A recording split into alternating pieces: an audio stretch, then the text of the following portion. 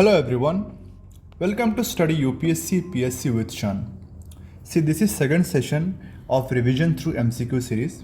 If you have not watched the first session, I'll put the link of this video in the description box.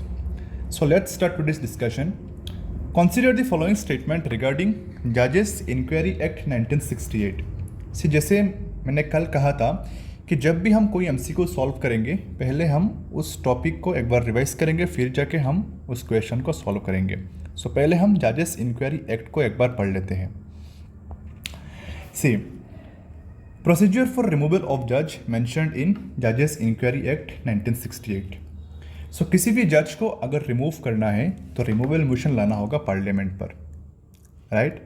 अगर लोकसभा या removal motion लाता है तो इस removal motion पर 100 members के साइन चाहिए. अगर राज्यसभा लाता है तो इस पर 50 मेंबर्स के साइन चाहिए.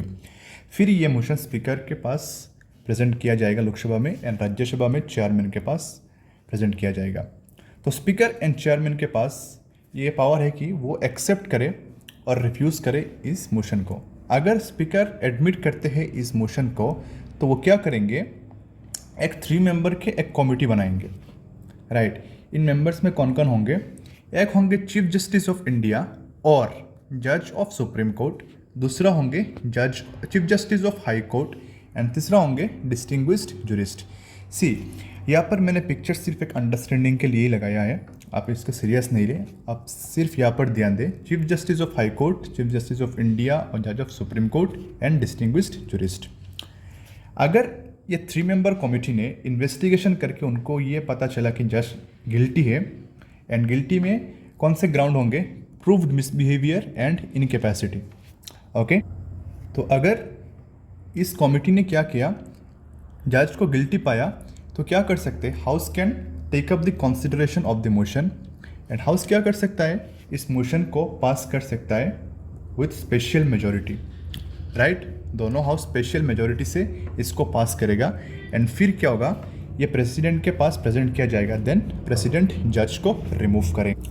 तो ये है एक कॉम्प्लेक्स प्रोसेस जज को रिमूव करने के लिए. अब हम क्या करेंगे, उस एमसीक्यू को हम सॉल्व करेंगे. सी, फर्स्ट स्टेटमेंट क्या है, the speaker or the chairman may admit the motion for the removal of a जज or refuse to admit it. Yes, हमने पढ़ा है कि स्पीकर के पास ये पावर है, वो एडमिट भी कर सकते हैं या रिफ्यूज़ भी कर सकते हैं. If motion is admitted, then the speaker or chairman is to constitute a 3-member committee to investigate into the charges. Yes, ये भी correct statement है. Third statement है, if the committee finds the judge to be guilty of proved misbehavior or suffering from an incapacity, then the house must remove the judge. नहीं, ये must word नहीं होना था, ये wrong statement है. अगर कमिटी ने ये पाया कि गिल्टी है तो ये हाउस क्या कर सकता है, इस प्रेजेंट को कंसीडर कर सकता है, राइट. लेकिन ये मस्ट नहीं है कि हाउस इसको कंसीडर करना ही होगा एंड हाउस को ये पास करना ही होगा. अगर किसी भी लोकसभा में या राज्यसभा में ये स्पेशल मेजोरिटी से पास नहीं होता है तो क्या हो जाएगा, ये मोशन रिजेक्ट हो जाएगा. ओके, तो अब क्या होगा, how many of the statement given above are correct. Statement 1 correct, statement 2 correct, hence only 2 correct, only 2, option B is a correct statement. Now let's solve second question. Consider the following pairs, ocean current and region. पहला है Oyashio current, Indian ocean, Venezuela current, north Atlantic ocean, Peruvian current, Pacific ocean. How many of the above pair is correctly matched. तो हम पहले ocean current को एक बार map पर locate करते हैं, फिर जाके हम इसको सॉल्व करेंगे कि ये कौन से रीजन में रहता है. ओके, सी, यहाँ पर जो रेड मार्कर है ये शो कर रहा है वार्म ओशन करंट, ये जो ब्लू मार्क है ये शो कर रहा है क्या, कोल्ड ओशन करंट. तो अभी क्या देखना है, ओयाशियो करंट. सी, यहाँ पर है Oyashio current, and Oyashio current कहाँ पर लोकेटेड है, नॉर्थ पैसिफिक ओशन में. फिर है वेनेजुएला करंट, कहाँ पर लोकेटेड है, साउथ अटलांटिक ओशन में. एंड फिर है पेरुवियन करंट, कहाँ पर लोकेटेड है, साउथ पैसिफिक ओशन में. तो अब हम क्या करेंगे, एमसी को सॉल्व करेंगे. यहाँ पर एक चीज़ आप ऐसे याद रख सकते हैं. सी, ट्रॉपिकल रीजन में जैसे 0 to 30 degree north and south के क्या होता है, ये जो western side of the ocean जो होता है ना, western side of the ocean, यहाँ पर क्या होता है, वार्म ओशन करंट रहता है, okay. And eastern side of the ocean में क्या रहता है, cold ocean current. And temperate region में क्या होता है, टेम्परेट रीजन में इसका उल्टा होता है कि western side of the ocean में क्या होता है, cold water current, and eastern side of the ocean में क्या होता है, वार्म ओशन करंट। ये आप देख सकते हैं। सी ये रहा गल्फ स्ट्रीम, यहाँ पर है मिड अटलांटिक रीजेस, राइट। फिर यहाँ पर डिफरेंट ब्रांच हो जाता है गल्फ स्ट्रीम। फिर यहाँ से आते हैं लेब्राडोर करंट, आने के बाद यहाँ पर cold ocean and warm ocean current meet करते हैं, इसको कहते हैं न्यू फाउंडलैंड। ये एक बहुत क्या है, अच्छा फिशिंग ग्राउंड है, ओके। फिर ये है कैनारी करंट जो कि है एक cold ocean current, right. And क्या क्या इन्फ्लुएंस करता है, अगर आपने ओशन करंट को अच्छे से पढ़ा है तो आपको पता चलेगा। जैसे टेम्परेचर इन्फ्लुएंस करता है, फिर विंड इन्फ्लुएंस करता है, यहाँ से north east trade wind influence करता है, फिर कोरियोलिस फोर्स भी ओशन करंट को इन्फ्लुएंस करता है। फिर यहाँ पर आके ओशन करंट ईस्टवर्ड मूव करना रहता है, क्यों, due to westerlies, right. Trade wind जो होता है ना, north east trade wind westerly से, अगर आपने पढ़ा होगा तो आपको पता होगा।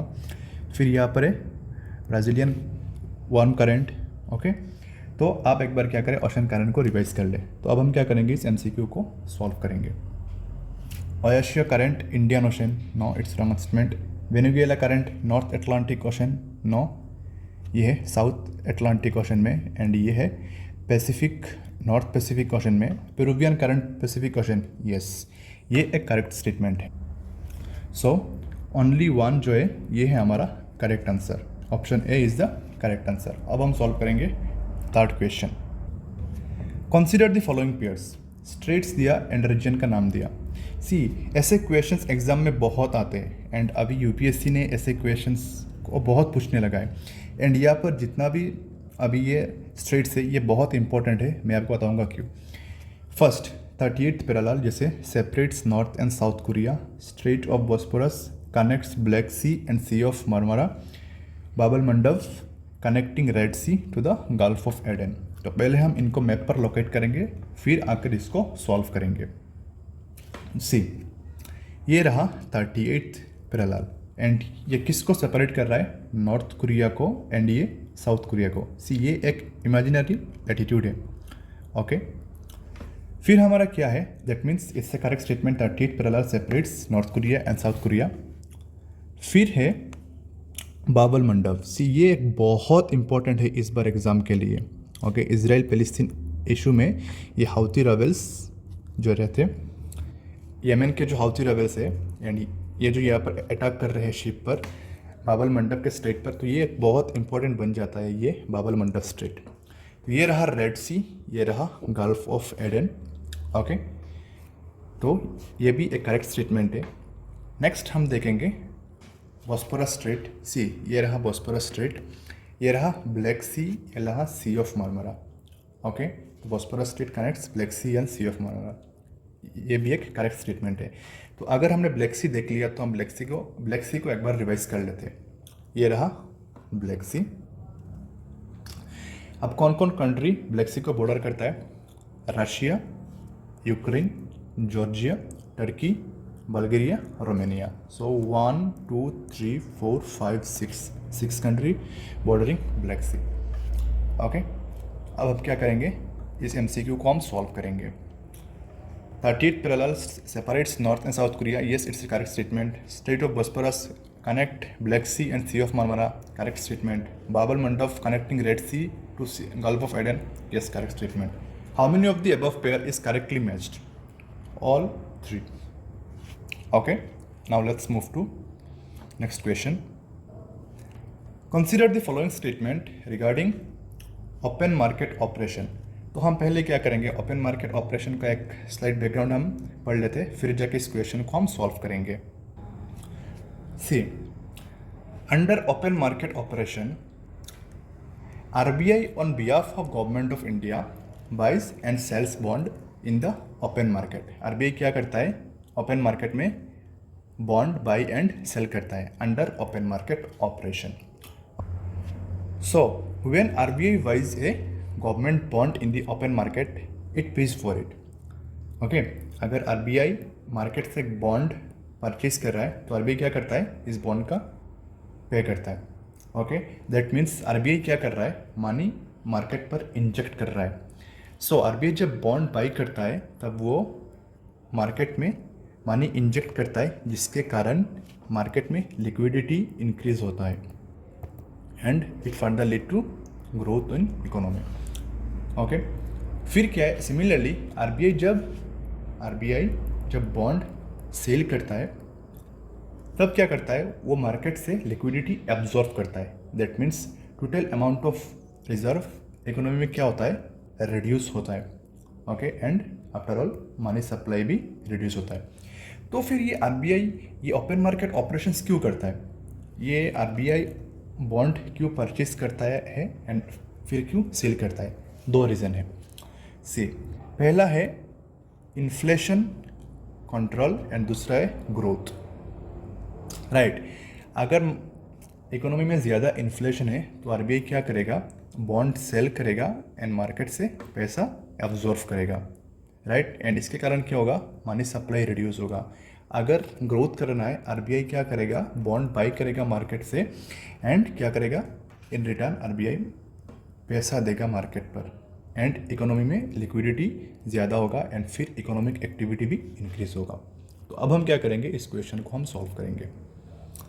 Open market operation refers to buying and selling of bonds issued by the government of India. Yes, government issue करते हैं, लेकिन RBI on behalf of government ये बाई एंड सेल करते हैं। सेकंड है, selling of bonds by RBI leads to increase in the total amount of reserves in the economy and thus increase the money supply. No, it's a completely wrong statement. जैसे हमने थोड़ी देर पहले हमने discuss किया था कि जब आरबीआई सेल करता है बॉन्ड तब वो मार्केट से पैसा एब्जॉर्व करता है। Which of the statement given above are correct. So option only one ये एक करेक्ट स्टेटमेंट है।